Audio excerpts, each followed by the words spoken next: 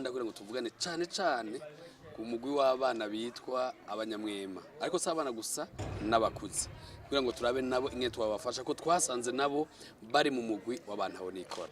Benshi muri bo babangamiwe n'ibintu vyinshi, benshi n'abakene, abandi kubera uruhu rwabo uko rusa. Murazi ko kenshi barabafata kubera ibintazi bakabica babaziza ubusa, abandi ugasanga babayeho ubuzima bugoye, bakenewe gufashwa n'abantu bose, bakenewe kuvugirwa n'abantu bose.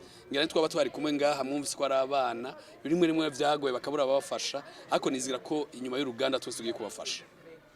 Twebwe ntacyo tugiye gukora, ariko tubifatanije n'abandi tuzoshira ingufu hamwe n'abandi, cyo gituma twatumiye abatari bake n'abandi basanzwe bafasha muri ivyo bikorwa kugira ngo tuzikorere hamwe, ko ubwacu twenyene ntacyo twoshobora.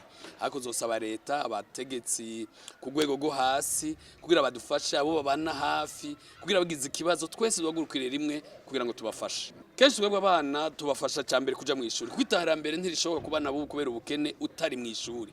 Umwana rero turamufasha akaja mu ishuri, tukamuha ibikoresho by'ishuri, tukamufasha kuronka kamitiwere ashobora kwivuza kwigira agize ikibazo, utuntu nk'utwo dushoboye. Twafundise ko ubwa mbere tukwiye kumenya abanyamwe muko ingene bangana, hanyuma tukamenya abo dufashe ko bangana, tukamenya nico dukwiye kubafasha ko twabaye umwanya baratubwira ibibagoye. Ni muri ico tuzofatira kugira ngo tumenye ico tubafasha n'ingene twobafasha cyane gose.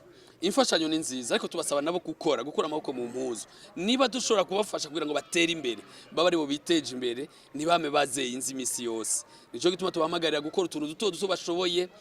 Mu gihugu cyacu aza ko umukuru w'igihugu yadusavye ngo tworora inkwavu, izo tubahimiriza kuzorora, bamwe tukazobafasha turabe ko nabo bo kwiteza imbere nk'abandi. Eka n'utundi dutungwa duto tuzogerageza kuturondera tutubahe.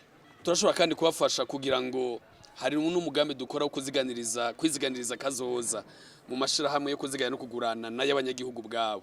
Navyo turabihamagariramu kugira ngo nabo bashobore kuronka kumera nk'abandi, baziganye dukwe bafise, hanyuma basaba ingurane biteza imbere.